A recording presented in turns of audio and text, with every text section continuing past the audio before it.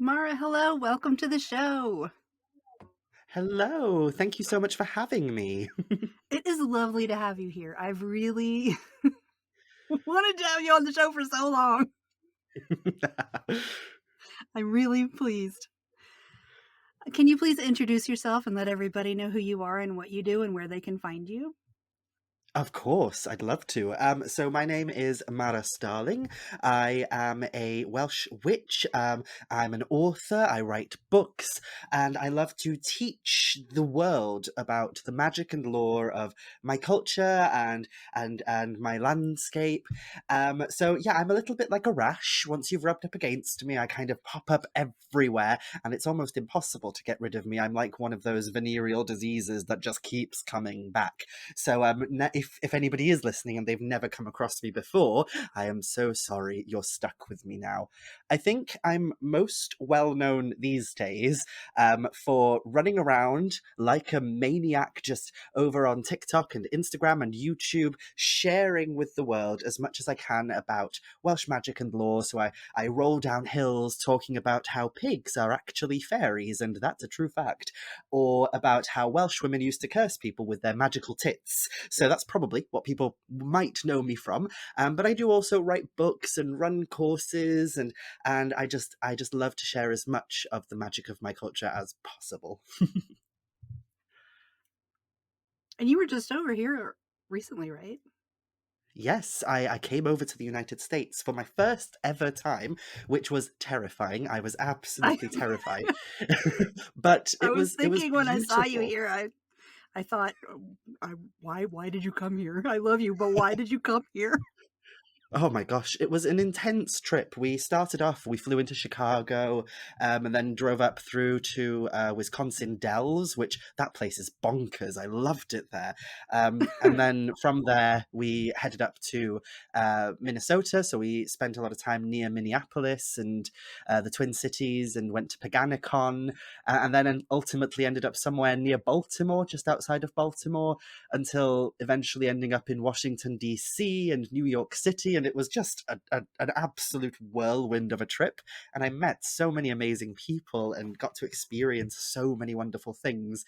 And yeah, it was a bit terrifying heading over, especially with the climate as it is currently. And I had a lot of people who were constantly messaging me going, "Oh my gosh, are you going to be safe?" And it was very anxiety inducing. But it was a beautiful trip, and I'm very glad I did it because I got to meet people that I've been acquainted with online for a long time, but now finally have seen in person. And I got to go to the Llewellyn Worldwide offices in Minnesota, so that was a highlight, definitely. And I love New York City. I love Washington Dells. I love everything. Washington Dells, Wisconsin Dells. I love it all. And Washington, D.C. as well. There might be one person there I don't like, but there's definitely something beautiful about that city. I used to spend my summers in DC because I have family there, so I love it too. But I don't want to visit it right now. Oh, yes, I don't blame you.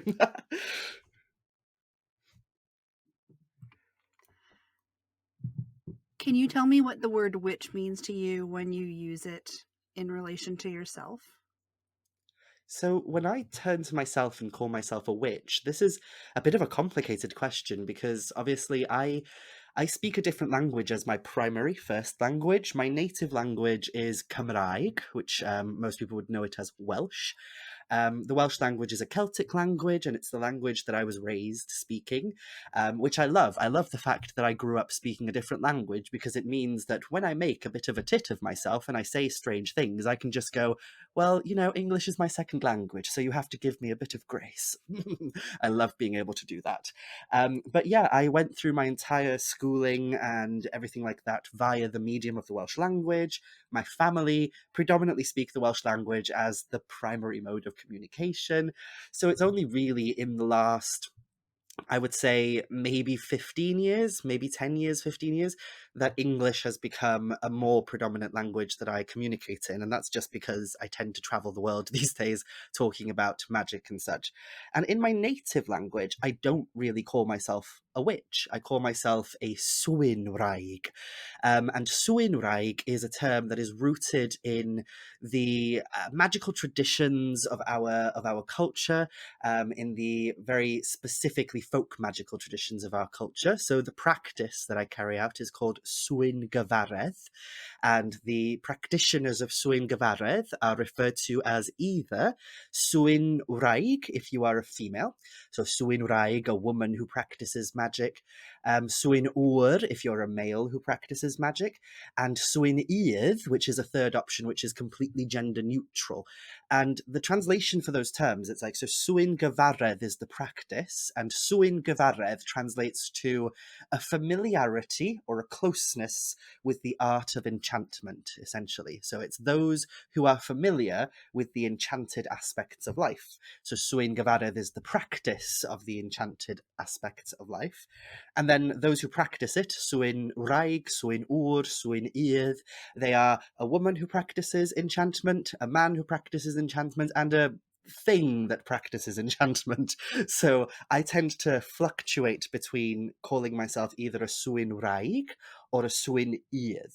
And I love those terms because they're just so beautiful, I find. I find that there's something quite poetic about them, like suin wraig. You can just imagine someone saying it in a sensual way and it just makes you cream yourself just a little bit, just that tiny bit. And it's a very good alternative to the more well-known term for witch in the Welsh language, which, if there's anybody listening now who is also Welsh and speaks the Welsh language, they're probably thinking, that's not the term I grew up hearing about when I was hearing witch. And you'd be correct, because that doesn't mean witch.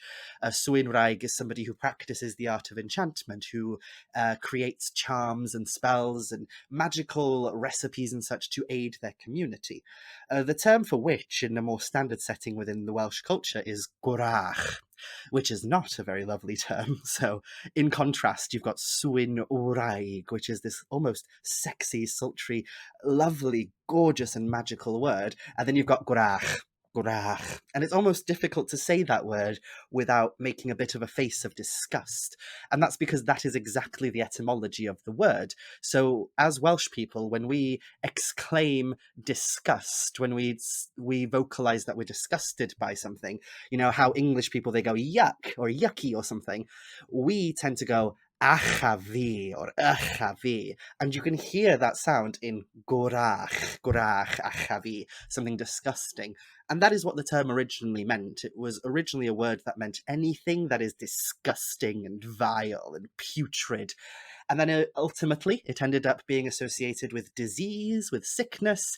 From there, it became associated with these spirits that cause sickness, which ultimately led to the idea of them being associated with witches, these feminine creatures who cause illness and disease and discord within communities.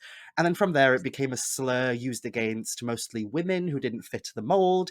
And now it's cemented as being the word for witch in the very caricature, Halloweeny style of the witch.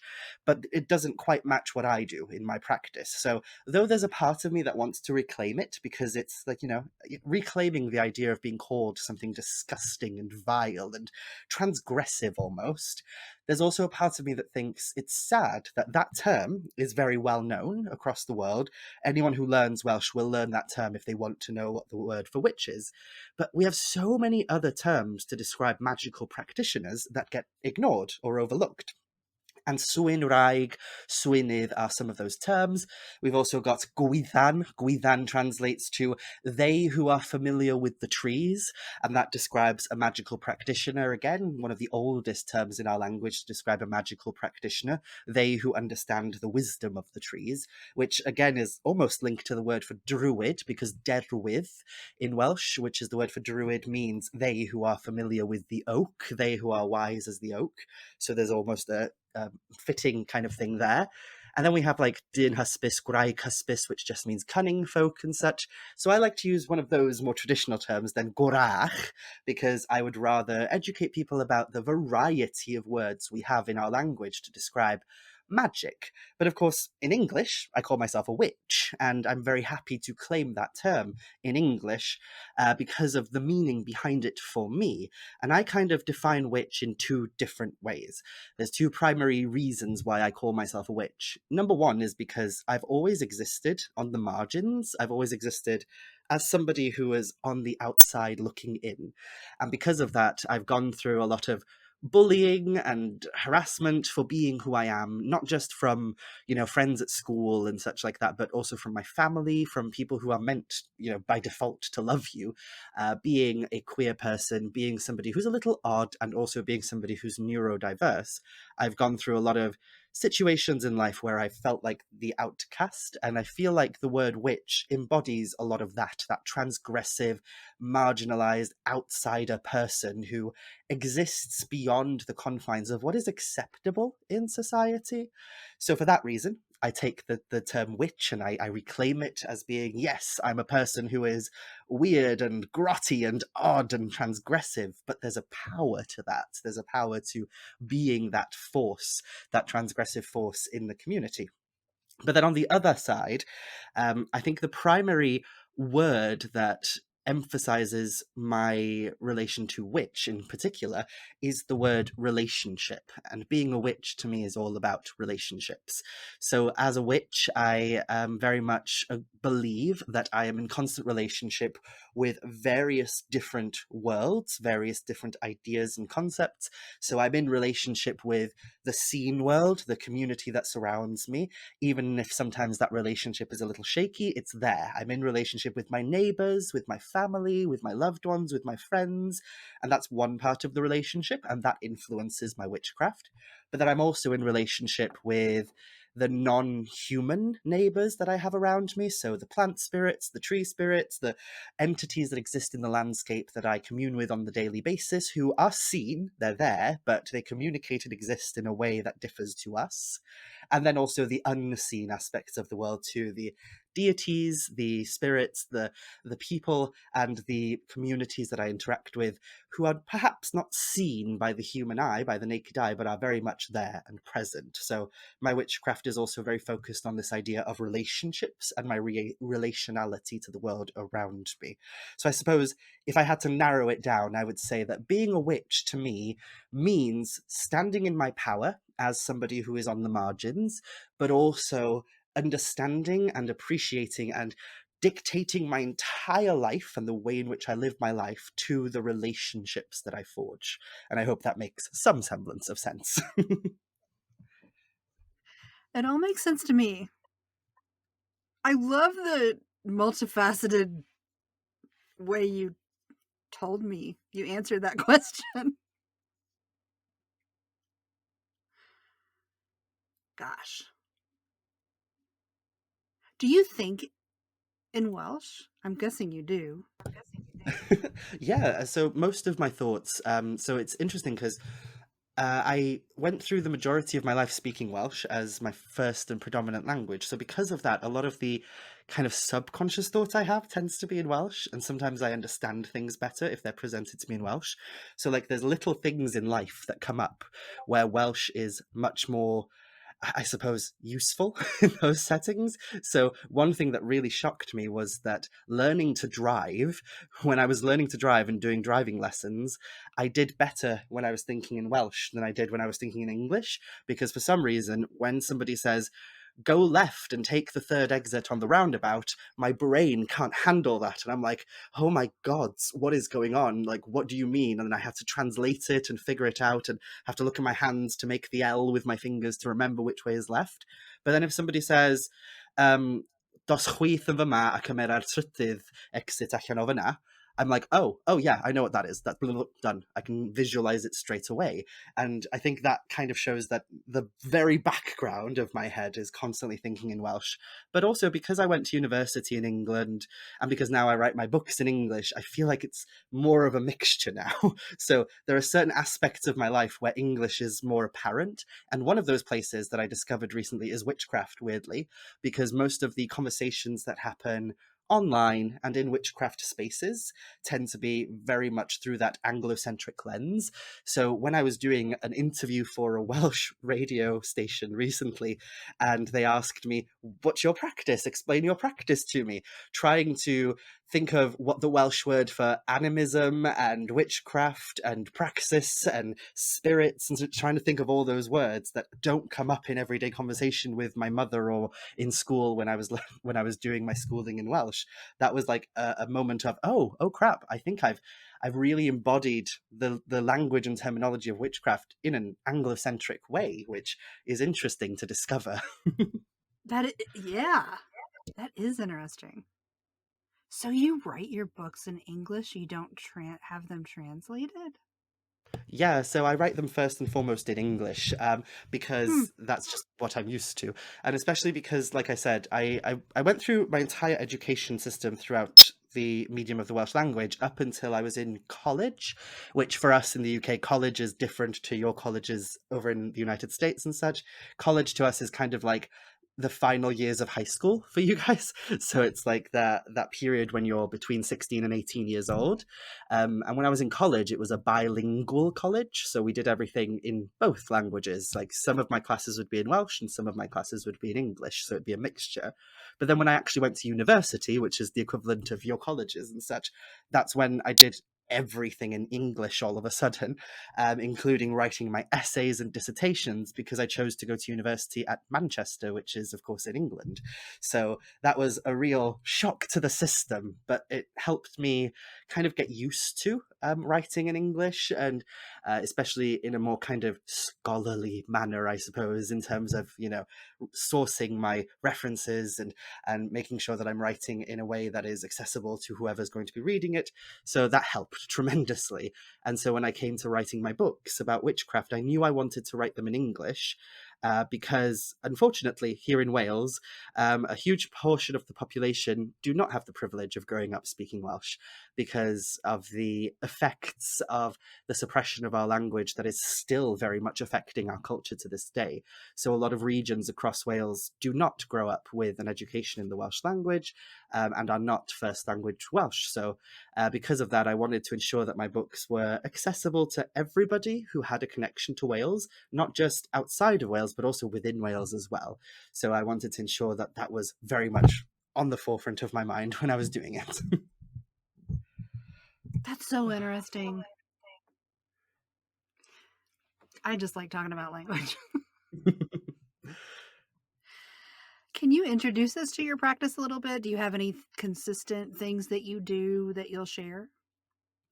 So my practice is, as is probably guessed from everything I've said so far, is rooted in this kind of idea of being connected to the culture of this region and also the landscape of this region in specifics. So when I first came into witchcraft, and I started having an interest in witchcraft when I was very, very young, very, very young. I first started kind of dipping my toes into witchcraft when I was 12 years old, and I found a book called Spells for Teenage Witches in a charity shop. And it was this gorgeous little yellow, shiny, sparkly book. And it had spells in there that were like, oh, how to attract friendships that last, or how to, get over your high school crush and things like that.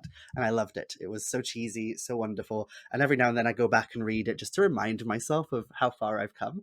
And not long after that, I found a mentor. So around 13, 14 years old, I found a mentor who was a lady called Julie. I called her Jules, and she was your stereotypical witch who lived on the edge of the village. She lived in this little cottage just outside the village, and there were so many rumors about her in the village. She was this like larger than life personality with a blonde buzz cut, which sometimes she dyed in various colors. She dressed in velvets and was constantly like dripping in this most elaborate costume jewelry, and she would ride on a massive horse through the middle of the village, and people had like all sorts of stories about how strange and unusual she was, including stories that she was having all sorts of orgiastic sex parties in her little cottage, which of course, were all true. So when I started learning more about witchcraft and I discovered that she had a reputation for being a witch, I went up to her house and I asked her if she'd teach me everything about witchcraft. And lo and behold, that rumor was very much true. When I walked into her cottage, she had like these broomsticks everywhere and these cauldrons and all sorts. But when I entered into witchcraft, first and foremost, through duels and through a lot of these moots and gatherings and festivals and events that I went to, I kind of stepped into this very eclectic, very mixed world of witchcraft where everything was very much rooted in this pick and mix kind of idea where people would take gods from Greece or Egypt and mix them in with some Celtic like influenced incantations and such, and then there'd be like robes that looked like they would be from the set of some Vikings TV show or something. And it was rather strange. And I remember vividly when I was about 15, I think it was, I was sat in a ritual, I was sat in an open ritual, and they were doing a calling to these goddesses, and they were calling to all these different goddesses. And the goddesses were ones like, Isis, Astarte, Diana, Hecate, Demeter, Kali. Who else is in the song? That's always what comes to my head, that bloody song. But essentially, they were calling to all these goddesses. And I remember being sat there and thinking, okay, so that one's Greek, that one's Roman, that one's Egyptian, that one's Babylonian, that one's whatever. Where's all the ones from here? Why aren't we calling to the spirits and the deities that exist and reside literally here beneath our feet in this landscape? Surely, if all of these ancient cultures have their gods and goddesses, we do too, right? We're a landscape that has these ancient monuments that are thousands of years old, like Stonehenge and Bryn Cyhythu and all of these wonderful places. So surely we have deities as well, right? And when I started talking to people about that, they were a bit like, oh, we don't know enough about that. We don't know enough. We don't know how to approach that. So I started doing some digging, and that's when I found the Anglesey Druid Order, which was this Druid order that very much focused on the history and heritage of Wales in particular, and focused predominantly as well on the Isle of Anglesey's association with Druids. And the Isle of Anglesey is the little island that I grew up on, which is at the very tippy top of the north of Wales. So instantly when I met them, I was like, this is what I want to be. I want to be connecting with my landscape and my heritage and my gods and the gods that live here. I don't want to be calling to a goddess that's 4,000 miles away when there is one right there in that lake, when there is a story associated with one right here on my doorstep. Why am I ignoring her in favor of the one that's over there? And that kind of got me started. But then, of course, when I met the Druid Order, and they were fabulous, they were headed by this queerer than anything person I've ever met, this drag queen and mortician who was like just fabulous, called Christopher Hughes. And they wore these most fabulous robes and they went out at the sunrise to these sacred places to conduct their rituals. And I just loved them. And I was like, I kept watching them and being like, that's what I want to be when I grow up. I want to be one of these. But the problem was that I didn't identify as a druid. I identified as a witch, first and foremost. So when I was kind of learning alongside the Anglesey Druid Order, I never fully joined the order as a druid because I didn't feel like that was me. I didn't feel like I wanted to be a druid. I wanted to be a witch. And because of that, I started delving into more traditional forms of witchcraft from our nation. And I came across people like Gemma Gary, who writes about Cornish witchcraft, and Nigel Pearson, who writes about English traditional witchcraft. And I was like, okay, so there is an undercurrent of witchcraft in all of these nations that are next door to me. In Cornwall, in England, in Scotland, in Ireland, there are all these witches who talk about it. Surely it must exist here too. And it does exist in Wales. So my practice is rooted in quite firmly in connecting with the magic of this landscape that I walk upon now. And it's all about reclaiming that magic that is very much apparent here, things that we have ultimately almost forgotten. It's still there. It's still there in whispers, but we've almost forgotten it. And so I made it my job to try and re-remember it all. So my practice is very much focused on that. So there's a lot of influence from Welsh mythology, Welsh poetry, and also the pre-Christian Brythonic origins of this landscape as well. So before we became Wales, we were one big island that spoke a Celtic language, which is often referred to as Common Brythonic. And that language was spoken across all of what we now refer to as Wales, England, parts of Scotland, Cornwall, all of it. So when I focus on my practice, I tend to look to those places for inspiration. So the main components of my practice involve an affinity and a devotion to the landscape.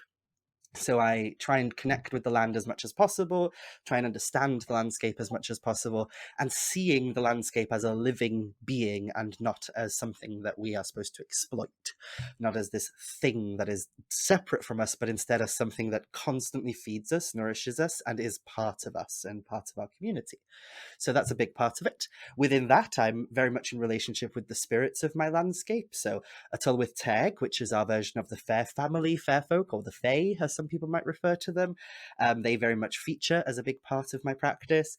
And then the deities of this landscape as well. So to those of you outside of Wales who might have never heard of our deities, you've probably heard their names in a couple of different contexts. So one of them is Rhiannon, who is a goddess of sovereignty, goddess of horses, all of this. Ceridwen, who is a goddess of witchcraft and magic, but also a goddess of the bardic arts. And that brings me to the next part of my witchcraft, which is I'm very much focused on the bardic traditions and bardic history of this landscape. Our culture is not one that really enjoyed writing things down. We passed our knowledge via stories, via poetry, and orally. So we didn't write it down. We loved to just transfer it by performing them, essentially. So a lot of my magic looks to a lot of people as a very performative thing. And I think a lot of people hear that word and they're like, oh, that's a bad thing. Your witchcraft is not meant to be performative. And I challenge that and I go, what's wrong with it being performative? Because theatre and performance and, being very much in that state of presence as a performer is the oldest form of ritual that we have on our planet. Ritual preceded theatre and performance. And we know from many parts of the ancient world that the ancient Greeks had plays that had a spiritual undercurrent to them. And within our culture, specifically in Wales, we have poetry that was recited, we have songs that were sung, and we have words that were echoed into the world in front of an audience that were essentially forms of magic. So in my practice, I have a focus on working with my voice, working with the way in which I speak and present, and I work with, how I would utilize my voice in a ritual context. So I have what is referred to as my witch voice or my bardic voice, my llais barddol, as I call it in Welsh, my bardic voice, which is that when I do a spell or an incantation or anything during an open ritual, one of my biggest pet peeves is when you go to an open ritual and somebody is reciting an invocation to the gods and they're just reading it off a piece of paper with the limpest voice possible, as if they don't really want to be there. And they're like, we call to the goddess of grain and we love you today, be here, please. I cannot stand that. I'm like, give it some oomph, give it some power, show some love to it. And that in and of itself is a devotional act, being vulnerable and being able to stand there and go, we call to the spirits of this land and we sing to you with joy, and being able to recite it in that way. And I know it feels silly, but it does show a sense of devotion, and it's something that I link to my culture as well. So a lot of my practice that I could share very easily is rooted in that vocal work, that voice work, that working with the breath. So one thing I do is sing the awen. So within Welsh culture, there's this concept called awen, and awen is the force of divine poetic inspiration, and it starts its life in the otherworld. It is formed by divine hands, and then via the cauldron of Ceridwen, the witch goddess, it flows into our world like a river, or more specifically like a breeze. And as that breeze flows through our world, we breathe it in. And once we breathe it in, it takes hold within us. And once it has taken hold within us through this symbiotic relationship between this mystical otherworldly force and our own experiences as humans, our own deep humanity, we then have the power to birth something incredibly profound, prophetic, and transformative in nature. And usually within Welsh culture, that comes out in the form of poetry. So something that I like to do is I like to sing the awen, and it's something that I do every single day. And all I do is I sit with myself for a moment, I center myself, I sit up straight, I take a few deep breaths into into my diaphragm, making sure that that stomach area, which we're so used to sucking in every single day of our lives, that when I breathe in, that stomach expands and fills with air. And when I exhale, it completely deflates. That exhale is completely coming out. And then after I do that about 3 times, I then let out a song of the word awen. So in a lot of Druid traditions, there is this practice of singing the awen, but they tend to do this very strange thing where they sing the awen as the word as it exists. So they go awen. But the annoying thing about that is that awen ends in an N, which closes off the vocal cords. So when you sing it, you go awen. It just stops. It just completely stops at the end. So it causes that kind of guttural stop at the end. So the alternative that I think is better is instead to sing the verb of awen. So rather than singing inspiration, we sing to inspire. And the verb of awen is awena, which ends in an A, which is, very much opening of the throat. So you can keep it going on a breath. So rather than awen, it's instead awena, and it can just keep going. And there's something about singing it with the fullest of power, especially if you're in a group setting, that activates something rather old, rather ancient within you, especially if you let yourself go. And a big thing that I tend to do if I hold workshops, if I hold any kind of classes and I teach people to sing the awen, especially here in the United Kingdom, I always say to them, don't be British about it. Because the British have this tendency to go, sing? Me? I'm not singing. No, I'm far too special for that. So they'll stand in the corner twiddling their thumbs and they'll go, it's like, no, give it your power. Show your devotion to this force that inspires us and moves us on the daily, and let yourself go. And yeah, so don't be British about it. Be open and loud and clear and sing with it and allow that awen to touch you. And you don't have to be a good singer for it. I'm not a perfect singer. And you don't have to be somebody who, is wanting to go on stage and such, but something about using your voice in that way and using your breath in that way connects you with a current which is particularly ancient. Our breath is our most ancient tool, if anything, along with the rest of our body. I love that a lot. I unintentionally, like unconsciously, add music to my practice. So I like that. I like that a lot. Actually, hello. Okay, every Thursday I work with Jupiter for abundance and I sing something to That's funny that I'm doing it and don't even realize it. I like that a lot. Absolutely. What would you say is the biggest motivator in your practice, and can you contrast it with your biggest struggle? How do they Yeah. interact? So I would say the biggest motivator in my life is a phrase that I kind of concocted myself, but also drew from the wellspring of my own tradition, which is what I was talking about earlier. So one of our oldest terms for magic is gwyddan, gwyddon, gwyddoniaid, and such. That's a word that describes practitioners of magic. And it comes from the root word gwyddon or gwyddon, which has its origins etymologically with words to do with trees. So when we're talking about magical practitioners in the oldest, most ancient state that they exist within our culture, we refer to them as those who work with the understanding of the forest, those who are very much in tune with the magic of trees, those who understand the trees. And strangely, it's also, in the modern day, our word for science in Welsh. So gwyddoniaeth is our word for science, and gwyddoniaeth essentially translates to, so the gwyddon bit at the beginning is the same root as that magical word. It means trees or being in tune with the trees. And then iaith, we add it to the end, and that's basically like the Welsh version of ology. So in the same way we say like biology and things like that in English. So gwyddoniaeth is essentially treology, and that's our word for science, but also our word for magic. They are one and the same within our culture.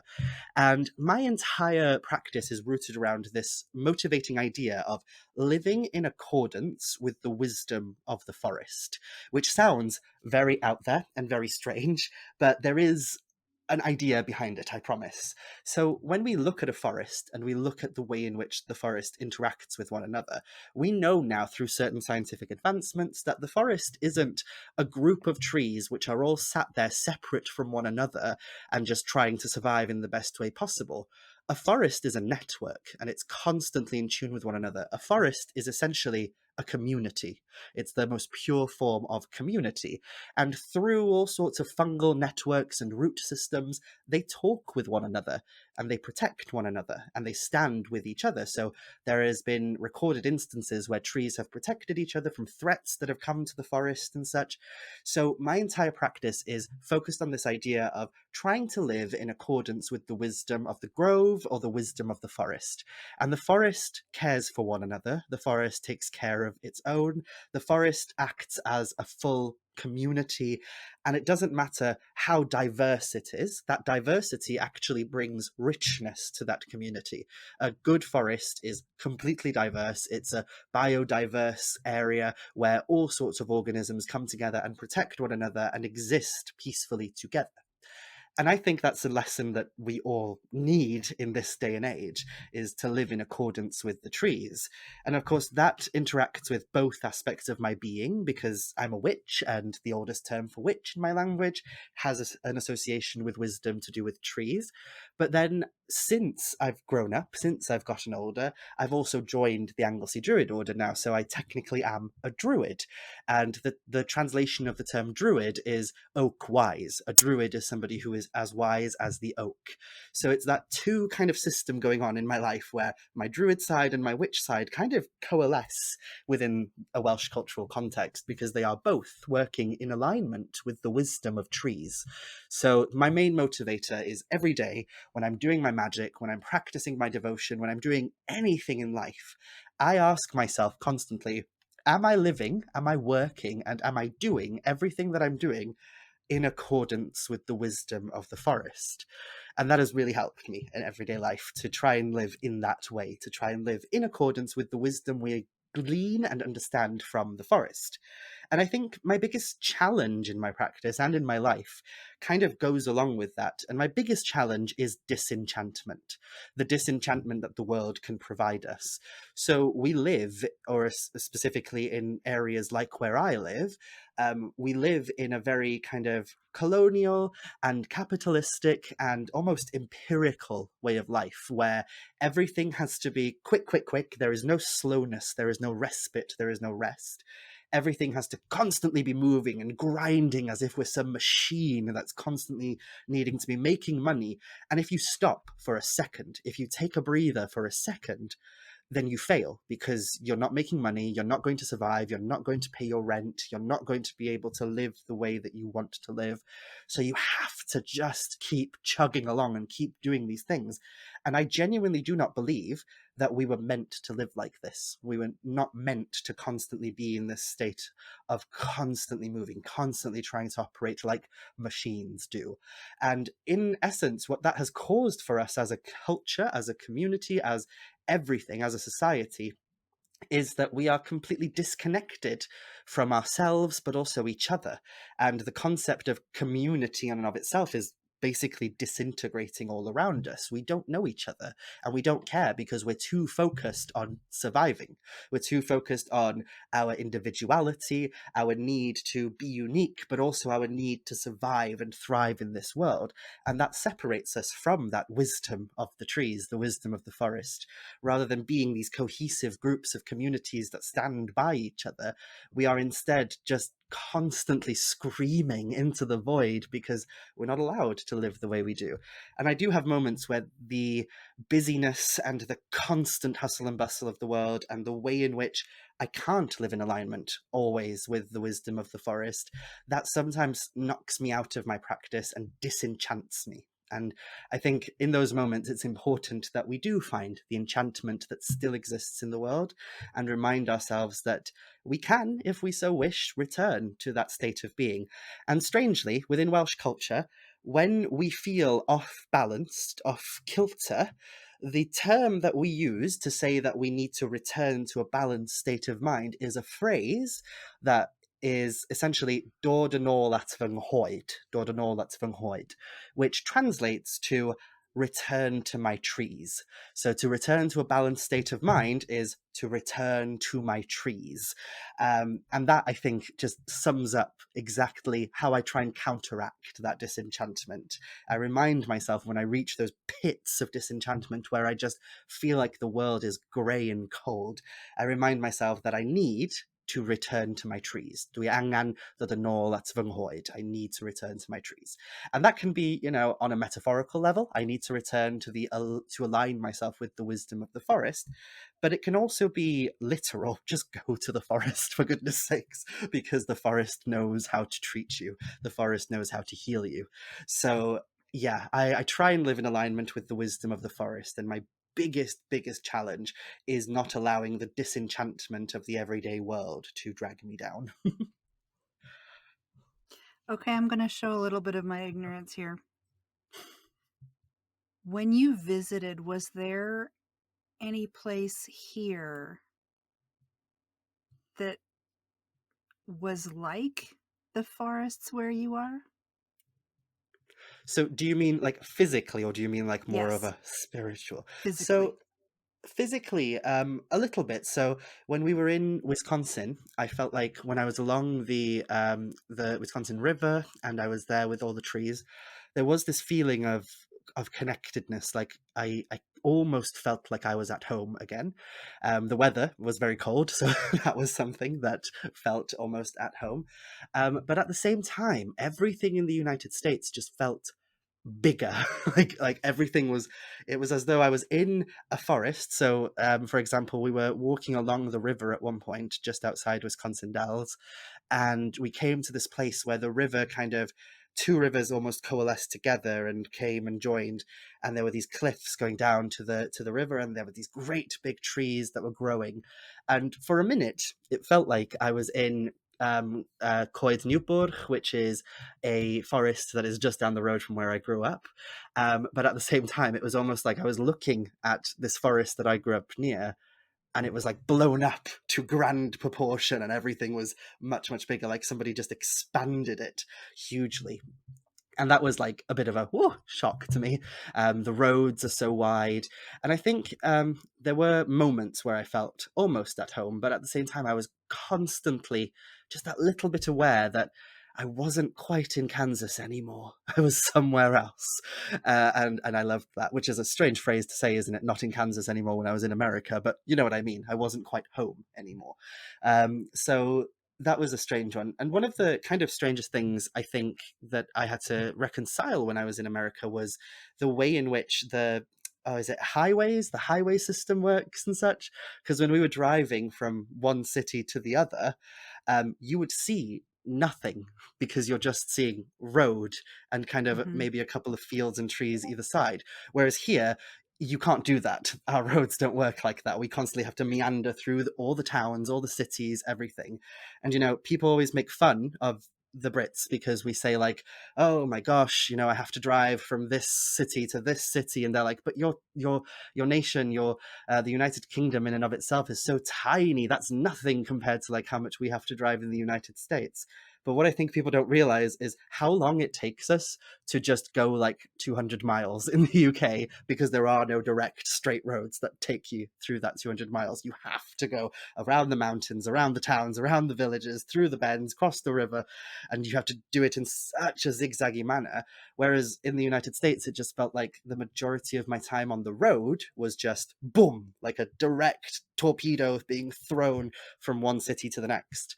And that was a bit of a shock to the system. That was a bit like I was expecting to have that road trip experience of seeing everything, but mostly what I saw were trucks and flags. So yeah, That's interesting because I lived in Germany for a while and they have big highways. I actually yeah, have never been to any English speaking countries, like even it to is visit. strange because because Germany do, yeah, they have the autobahn, and they do Yes, seem to it's so operate in great. more that way.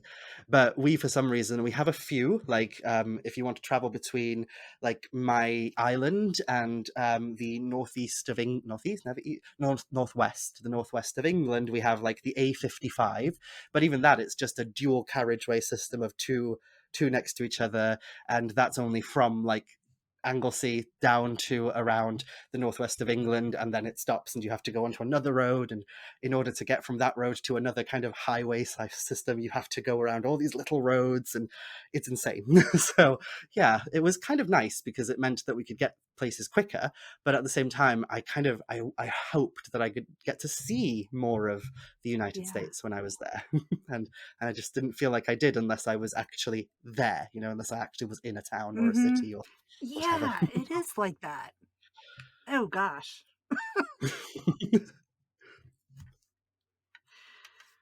Huh. That's a new way to look at things. Anyway, what's your favorite tool in your practice? And it doesn't necessarily have to be a physical thing. It can be like a song or a theory. What is your favorite thing to work with? So the primary thing that I think I work with the most is, as I mentioned earlier, my voice and my breath. And I think those are probably the most powerful and potent tools that I utilize. In the Welsh language, when we say song, it's so the word that we have for song is can or canu if we're singing. The verb of singing is canu, and then the term for song is can. But the strange thing about the Welsh language is that the term can doesn't necessarily always just mean singing in the way that we tend to think of it, in that like la la la kind of way. So we also call reciting words with power canu. So we sing poetry, we sing invocations, we sing prayers. We don't just say them, we sing them with conviction.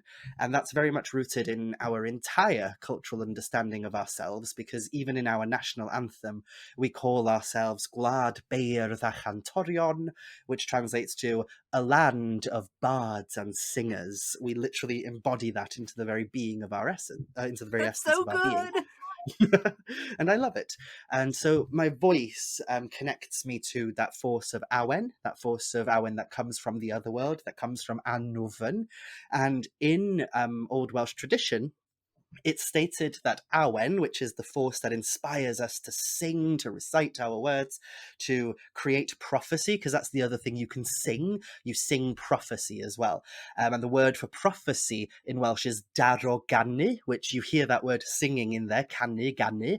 So daroganu translates to hitting a song. So to prophesize, you must hit a song, as in that song needs to hit really well. So you can hear it in that as well. So there's also this association between singing and voice and magic within our culture as well.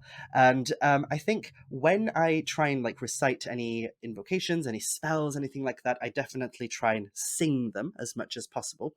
But in our old traditions, it's stated that all of our inspiration, every time we create a song, a poem, an invocation, a prophecy, anything, it comes from awen, and awen comes from Anwfn. So awen is that, again, that force of divine inspiration, and Anwfn is our native word for the other world. But its translation, directly, if we translate the word Anwfn, it translates to mean the very deep or the very depths. So when we sing, it comes from the very depths, it comes from the very deep. And we can look at this in a variety of different ways. We can like kind of perceive it in a variety of ways. So in one context, we can look at it and think of it as literally the other world is located in the deep, because when we read our fairy stories, our folk tales, our mythologies, the other world is often located under the earth, so literally under the ground that we walk upon, or it's located via deep lakes. Almost everybody has heard the mythologies of like the Lady of the Lake and such like that, which comes from our tradition, which is very much this idea of fairy maidens traversing through depths, the deep lakes and such. and then also through caves, cave systems, and by traveling over the sea as well, over the very depths of the seas. So, in a literal sense, we have to enter the deep in order to enter into the physical otherworld. But we can also take it on a metaphorical level as well, because the bards of ancient Wales, who were very much obsessed with drawing inspiration from the otherworld to craft their poetry and their prophecy, they drew it from the very depths of their being as well. So they went inward and they entered into trance like states in order to pull inspiration, information, poetry, prophecy from their deep. So not only is it accessed via the literal deep, and those deep, dark, numinous, liminal spaces are access points to the other world, but also it's within us, it's within the very depths of our being. So we have to enter into ourselves deeply in order to bring it forth. So when I sing, when I, try and recite any invocations, when I recite prayers to the gods, when I sing with the landscape, I try and bring it from that depth of being, from that depth of place. And then just to kind of throw a spanner in the works and also mention something else, my other favorite tool, if we're talking about physical tools, is the cauldron. And the cauldron pops up in a variety of places across Welsh mythology and folklore. And if anybody goes on my YouTube channel, you will see that I am a bit of a cauldron hoarder. Like, I say that, I'm a bit of a cauldron hoarder. I have one literally right here. I have one literally on my desk in front of me right now. And actually, in that one, there's another one. So that cauldron just gave birth to another cauldron. And then in front of me, there's another one over there as well. I won't try to reach that because I will fall over, but it just showcases how much I love cauldrons. And that's because the cauldron is the vessel of transformation. It's where transformation happens within Welsh mythology. It is said that the cauldron will never boil the food of a coward if it's a magical cauldron. So you have to be brave in order to try and boil food in a cauldron. And what that means, metaphorically, is you will not glean wisdom, you will not gain inspiration, and you will not be able to sing with the depth of the otherworld unless you are brave, unless you are willing to be brave and put yourself out there and be vulnerable and such. So the cauldron to me represents that force of the otherworld, that force of the deep and of transformation in a physical object. So it reminds me every day, it is there as a reminder to sing from the depth of my being and to be brave. All these things that you're saying remind me so much of all the stories I read when I was a kid. Like the White Heart and a bunch of other, so many. It's so good. I mean, obviously, what was it? The Dark Cauldron? No, I'm thinking Dark Oh, Crystal. the Black Cauldron. The Black Cauldron. Yeah, that. I mean, obviously that, but so many other ones. It's so good.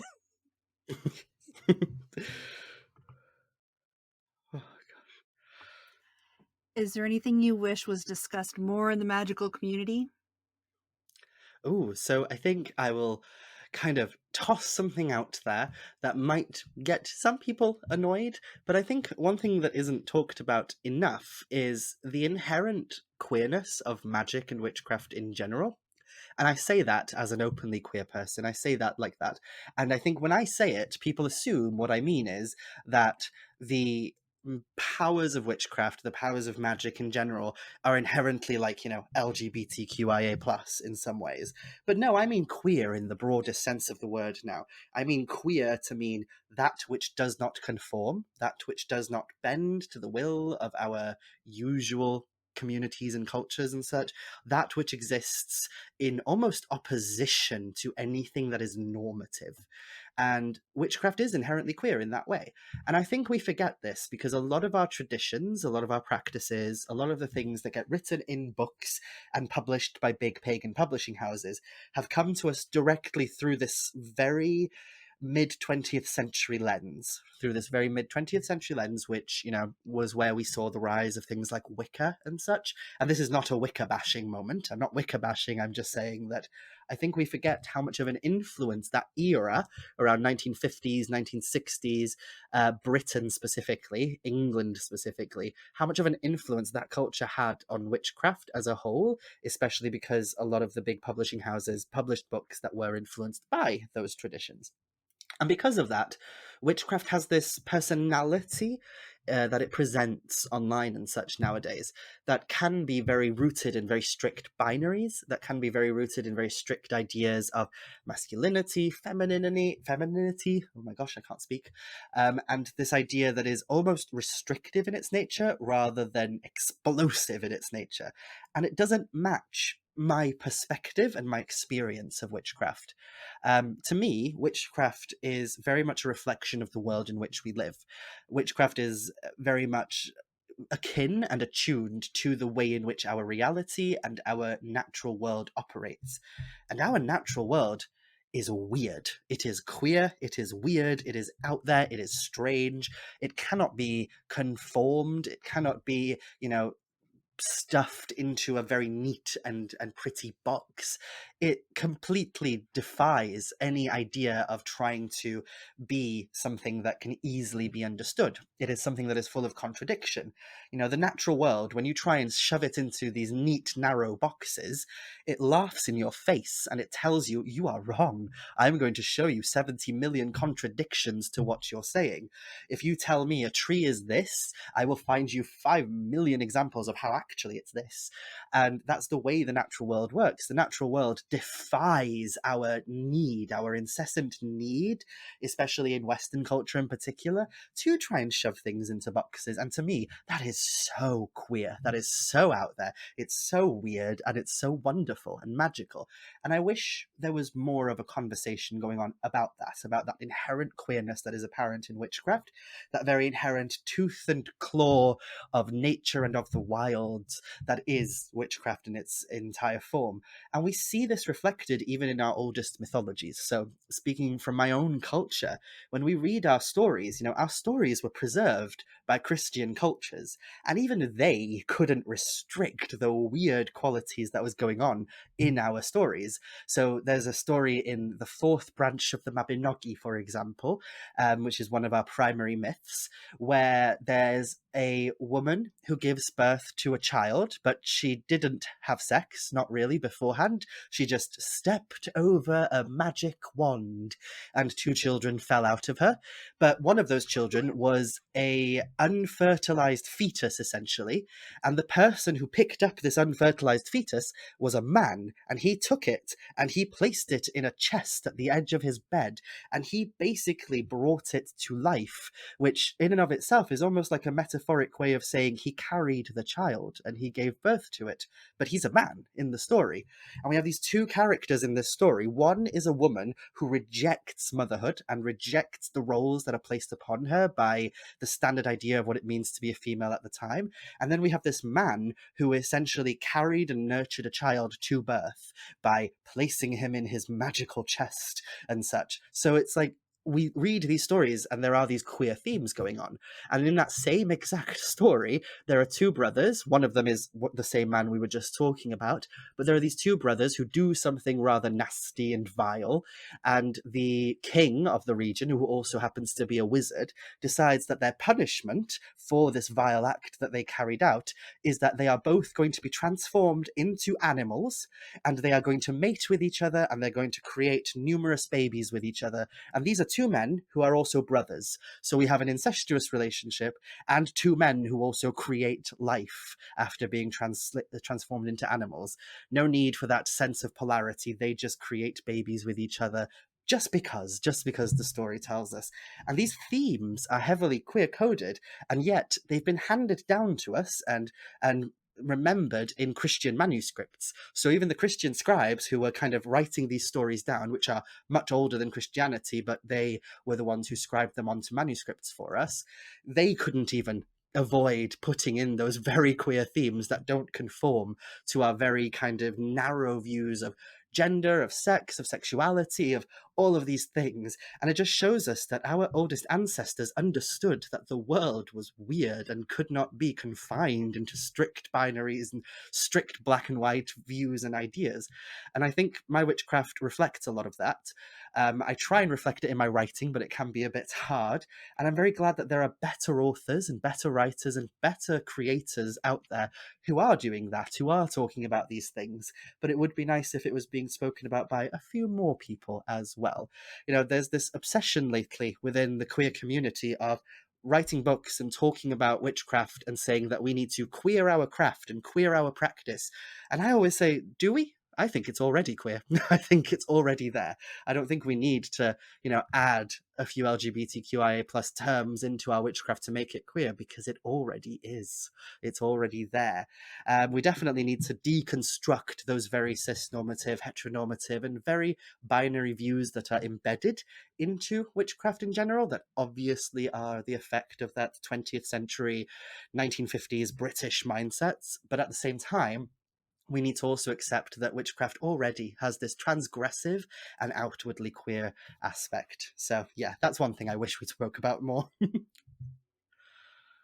This is sort of tangential, but aren't a bunch of Indian deities aren't they sort of gender swappy?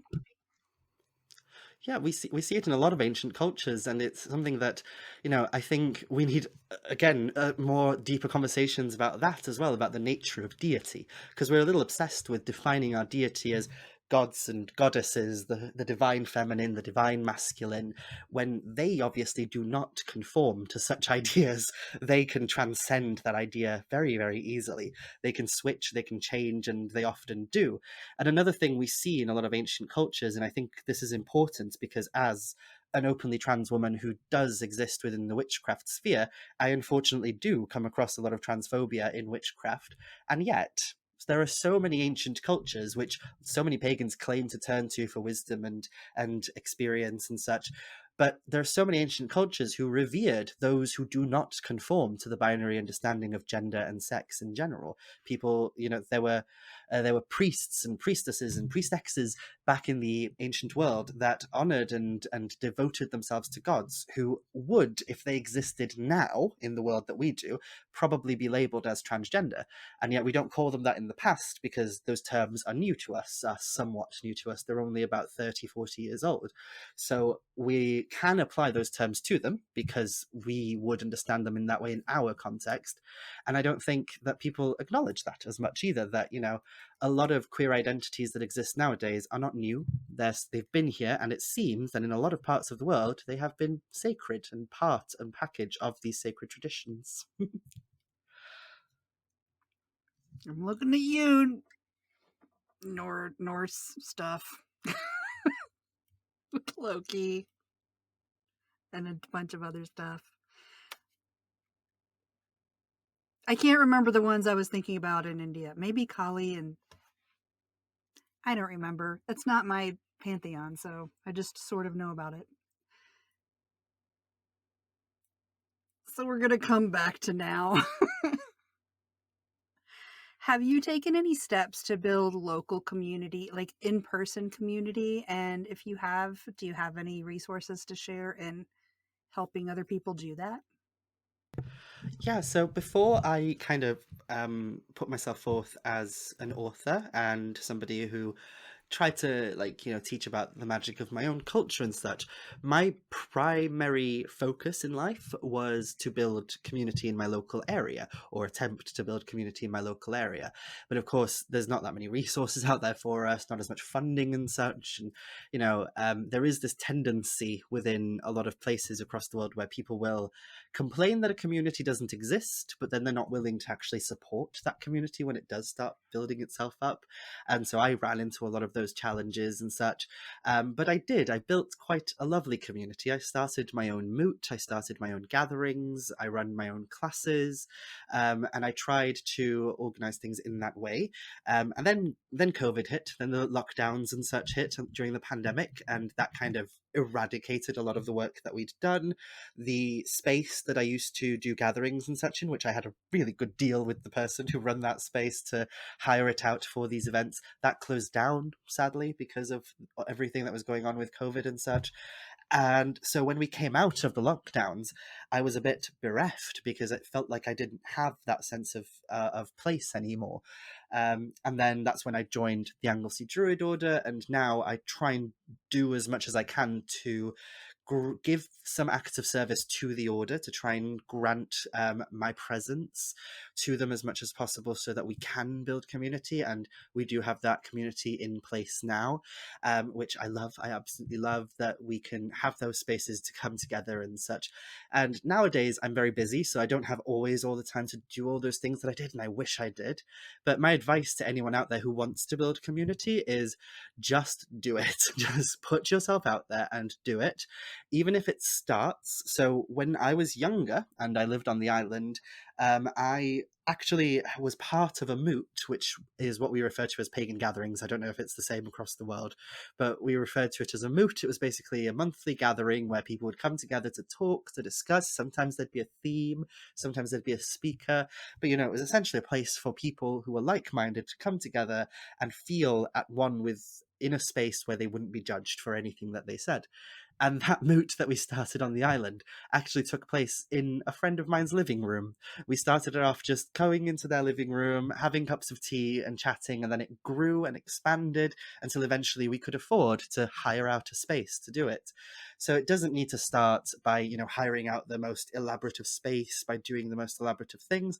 It can start as something simple as that, just inviting people over for a cup of tea and allowing it to grow, allowing it to, reach out beyond just your friend group or whatever, and allowing space for people to come and share. But of course, another piece of advice I would give is that safeguarding these kind of events and gatherings is very important as well. There is a tendency in, not just in pagan spaces, but in spaces like in any community or subculture that exists, we have a tendency to overlook problematic behavior because we think that it's more important to be more open-minded or be more tolerant to people. But what we forget is that when we are tolerant to intolerance, all that happens is the breakdown of tolerance in total. So when we find out that somebody is, for example, a predator, or somebody is, some kind of bigot who is very much spreading all sorts of hatred, if you do not handle that straight away, that's going to fester and that's going to destroy the community. So don't let it fester, because we dealt with a lot of similar issues like that as well. But the primary thing is, like, the biggest advice I always tell people is, if you are sitting there and you are, whining and complaining about how there doesn't exist a pagan meetup or an event or a conference or whatever in my area, then do it. Do it yourself. Try and put yourself out there. But that's easier said than done, because not everyone is made to run such events, because it can be a bit of a gargantuan task, and I know that from trying to do it myself.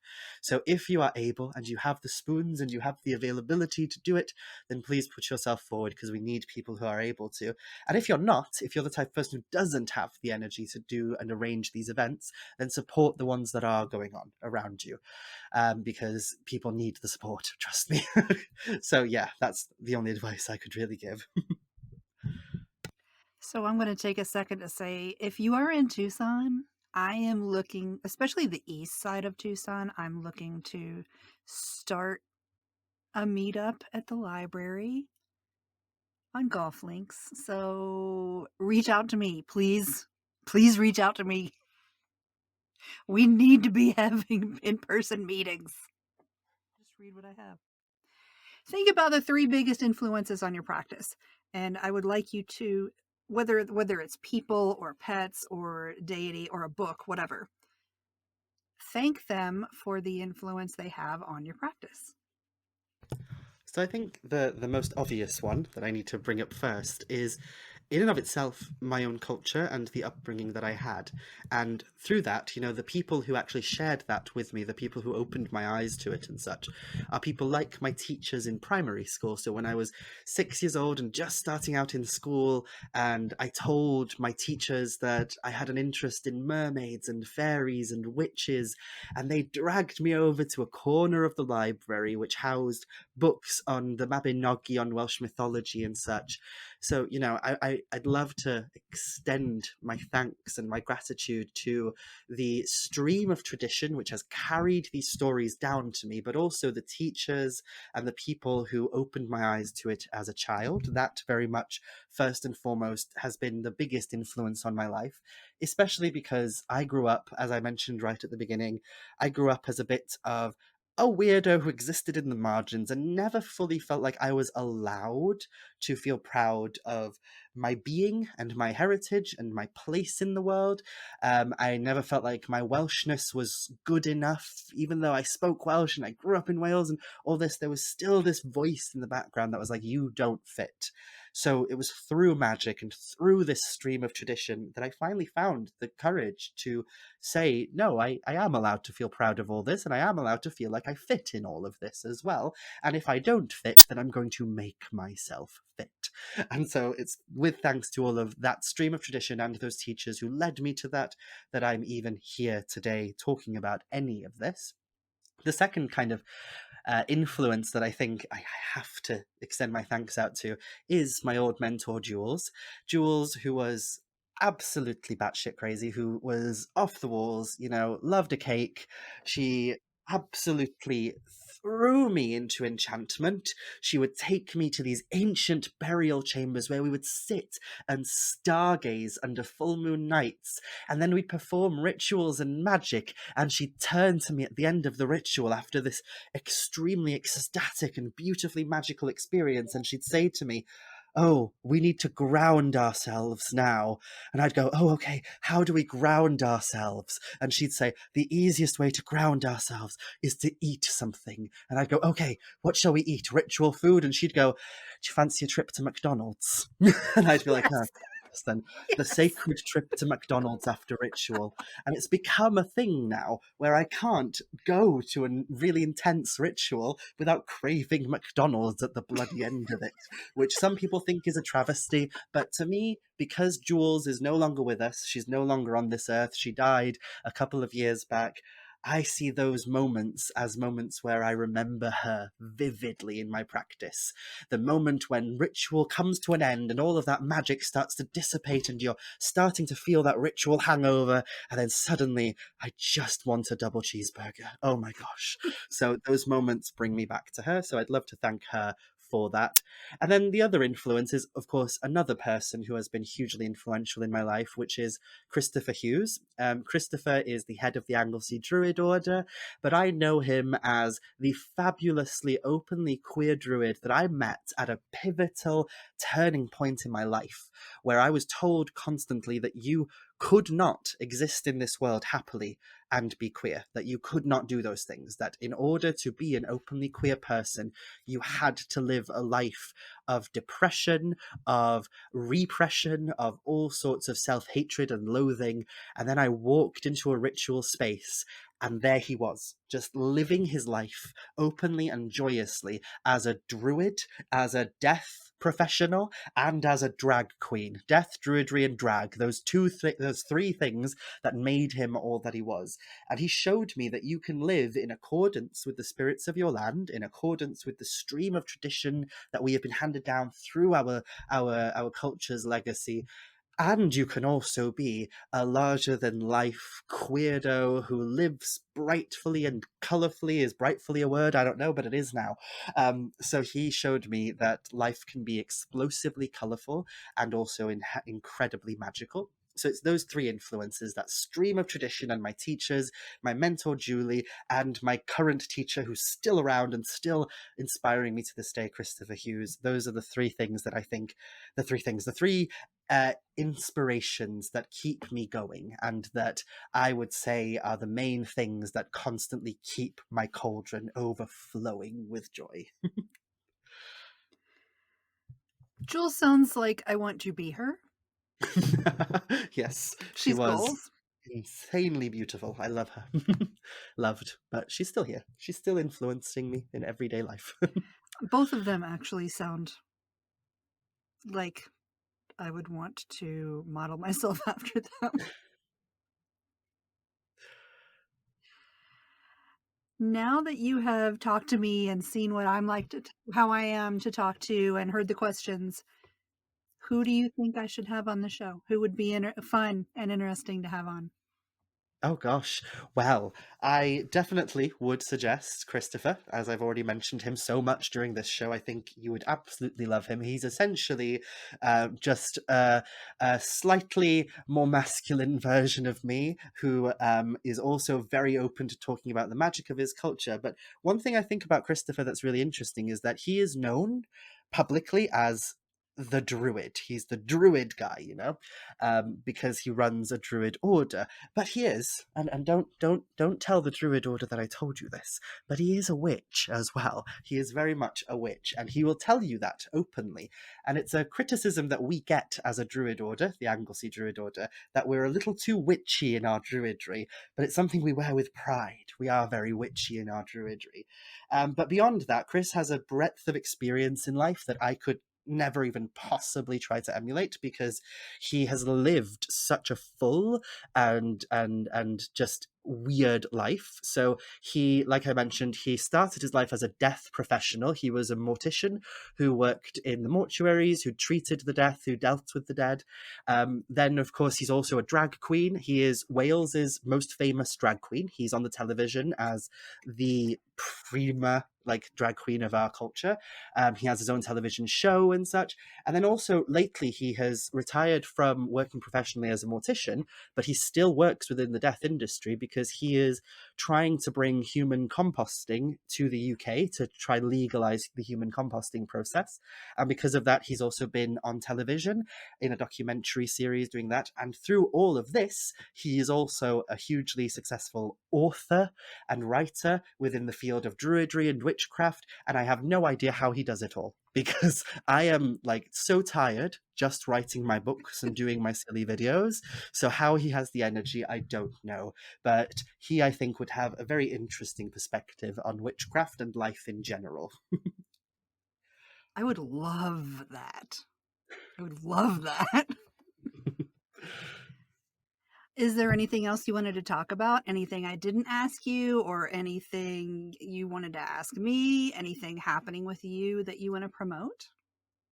Well, as I mentioned right at the beginning, I'm a bit like a rash, and now that you've rubbed up against me, you won't be rid of me. So please come find me everywhere. Trust me, if you don't come find me, I will find you eventually.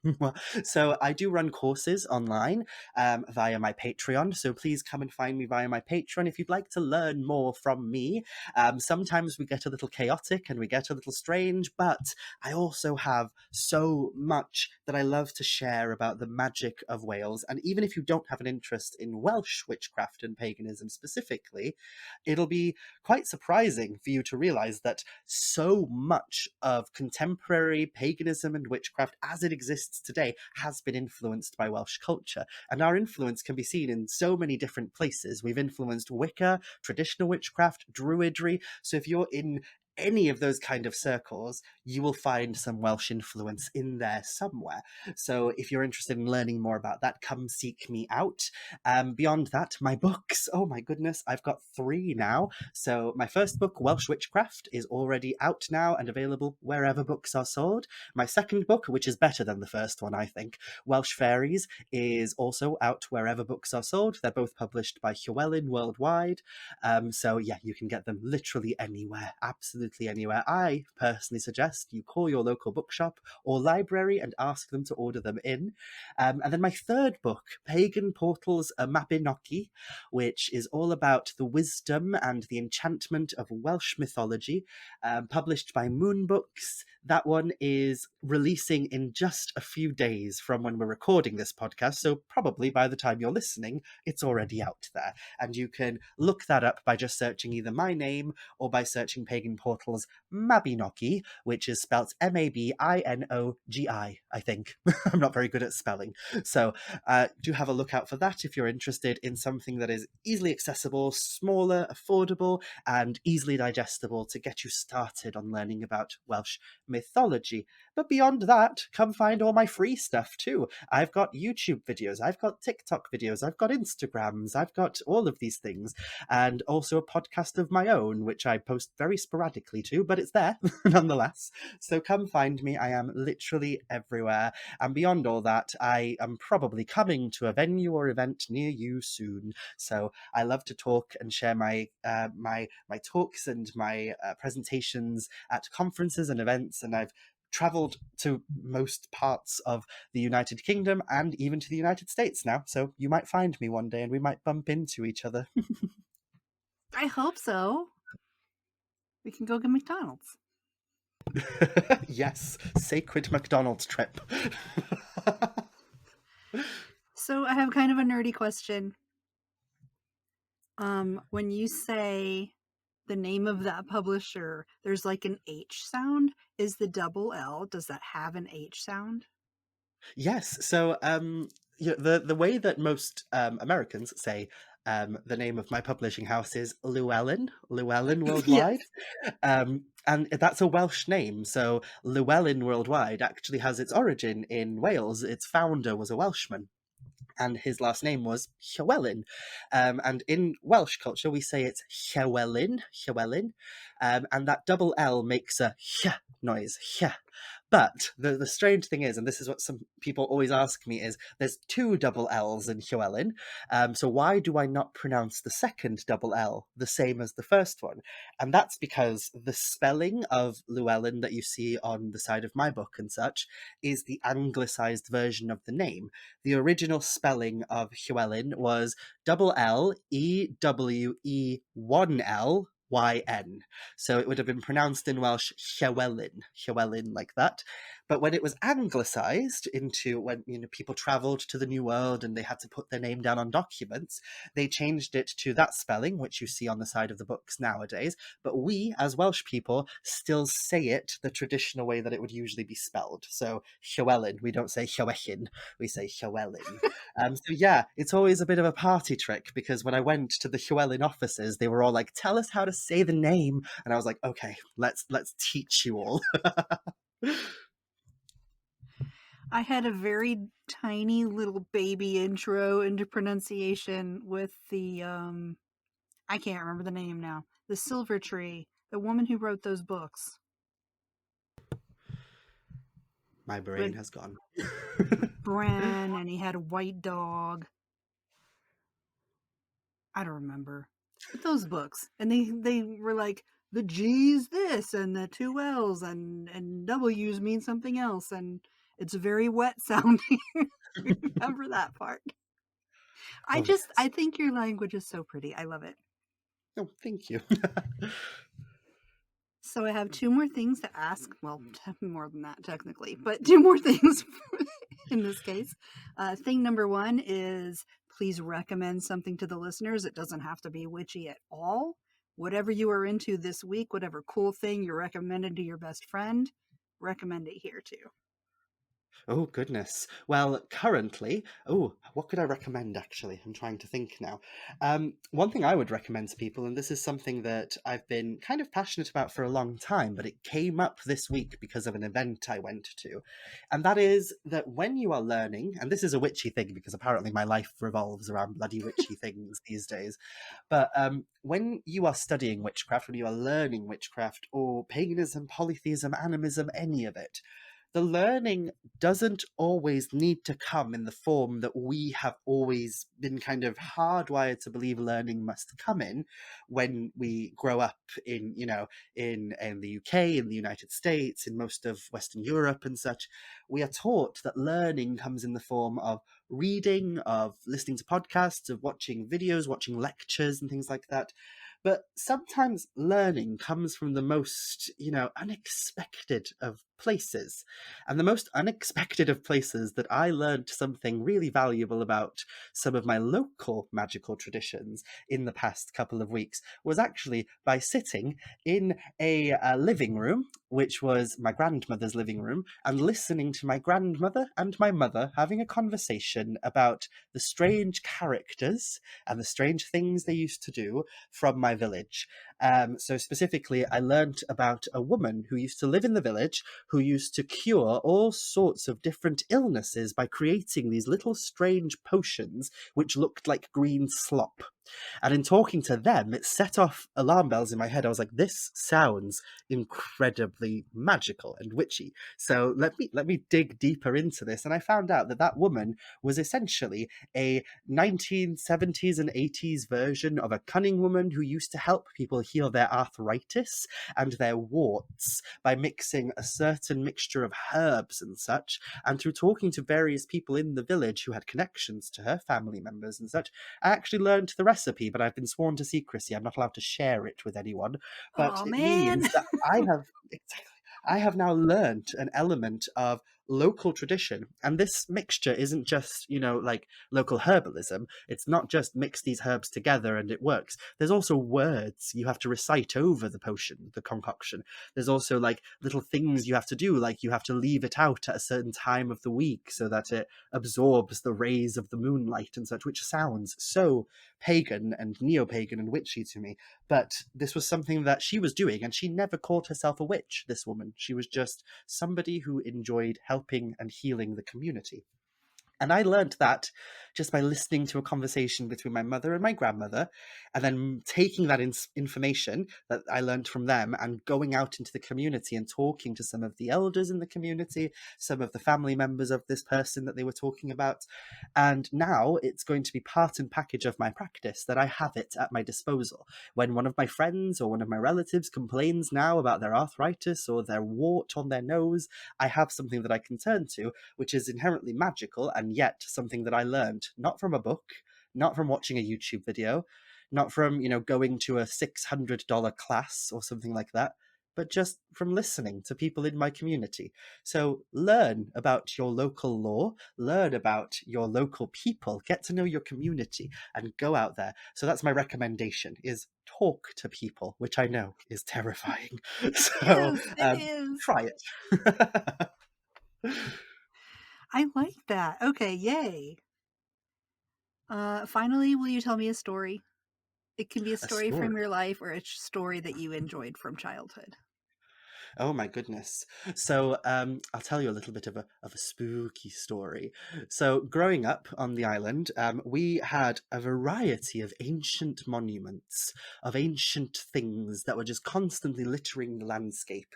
You can't kick a rock on the Isle of Anglesey without it being sacred to the ancient peoples who lived there.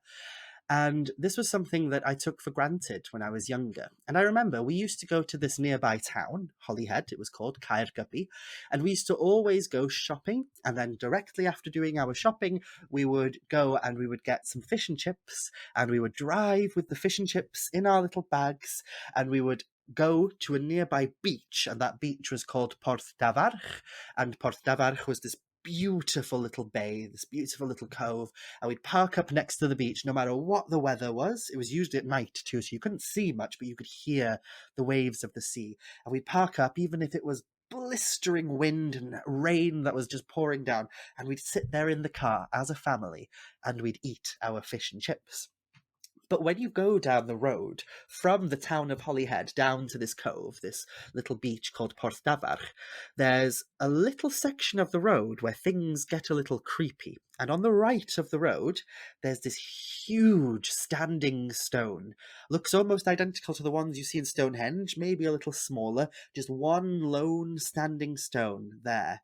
And that stone is called Carreg Buchan, which translates to the stone of the bogey monster, or the stone of the ghoul. And my dad was a bit of a prankster, and he loved scaring us, and so did my mother. They were both a bit cruel in that way. They thought, if we scare them young, then they will be brave when they get older. So I remember vividly this one night. It was quite a cold autumnal night. It was close to Halloween, And we were driving down this road with our fish and chips in bags in the back seat, ready to be eaten. I was excited to have my fish cake and chips. And as we were driving down, we reached Carreg Bwcan, and it kind of loomed in the background. And it's this gorgeous stone. And as the headlights of the car hit it, it just looks like this ominous creature standing there at the side of the road, waiting for you. And as we started driving towards it, my father started to slow down. He started slowing down quite a lot. And I remember thinking, what's he doing? And then suddenly he started pretending, but I didn't know at the time that he was pretending that the car had broken down. So he drove the car as close to the stone as possible, and at the very last minute switched everything off. All the lights, all the car entirely, so we were just there in silence, rain pitter-pattering on the roof of the car, and I was sat at the closest window to this stone that was just there on the right of us, off the road. This huge gargantuan stone that we knew was called the Stone of the Ghoul. And as we were there, and my dad said, "Oh no, we're stuck. The car's broken down." But I suppose while we're here, I'll tell you why that stone is called Carreg Bwcan, why it's called the Stone of the Ghoul. And he said to us, once upon a time, it used to be an actual ghoul, and a magical person came and turned it into stone. But legend says that if you look at it for too long in the dark, it will turn back into a ghoul. And then he went silent, and my little brother was sat next to me, and I was looking out the window with him, and we started screaming at my dad, "Just go, just drive, please, get us out of here. We don't want to be with this stone." And I swear, I will hold my hand up and swear to every god in existence, I saw, as I was looking out the window, from behind the stone, a strange shadowy arm just wrap around from one side and just kind of caress the stone and then vanish again behind it. And the moment that arm vanished behind the stone, my dad turned the car back on and we drove off, and we had our fish and chips by the side of the beach. But that has stuck with me throughout my entire life. And I wonder how long it is until somebody gets some kind of trickery from the ghoul that stands at the side of the road. And I'm pretty sure that's one of the reasons why I do definitely believe in fairies and bogey monsters to this day. So I hope that was entertaining enough. That's a good one. Oh, that was a good one. Holy crap. Is that really the story, or did he just make it up on the spur of the moment? He just made that up on the spot, but it must have triggered something within us, because there is an actual folktale behind it, but I don't remember it very well now. I always remember his version more because of that experience. Wow. Wow. Thanks for that story. Can we try to do a craft a spell together? Oh, how would we do that? Ooh, I don't know. Okay, I'll tell you how I do things, and then we can see if it meshes with how you do things.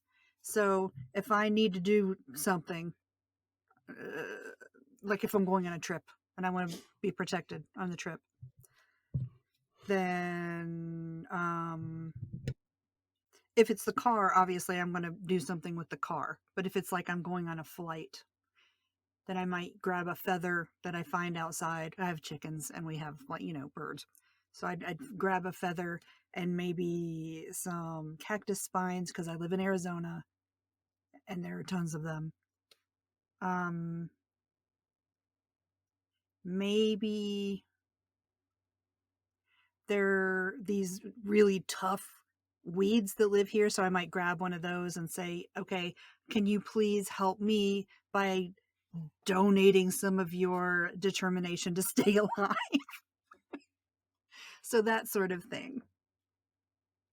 Oh, yes. Oh, definitely. That links up with a lot of things that we do here. So, one of my favourite pieces of folk magical lore that we have here that I try and talk about in my books and stuff, but I don't do a very good job of it, I don't think. So, I always try and promote this one as much as possible. is we have a belief that the shed skin of a snake is inherently a magical thing. So we're talking about how snakes in their natural life cycle, they shed their skin as they grow. And anybody who owns snakes will probably have an abundance of snake skin sheds in their disposal, which they have no idea what to do with. Well, here's an idea. So in traditional Welsh lore, and this is something that we can trace at least as far back as the 11th century, it was believed that the shed skin of a snake could be used for a variety of different charms. And the most predominant ones were protection charms, but also for a variety of other things too.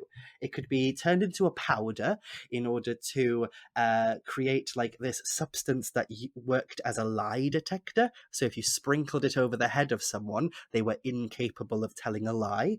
If you took the powder and you threw it into your neighbor's doorway without them knowing, that neighbor will leave. So very handy for a nasty neighbor. They will move house within the first 3 months of you doing that. Then there's also the idea that if you put it into food just before you eat it,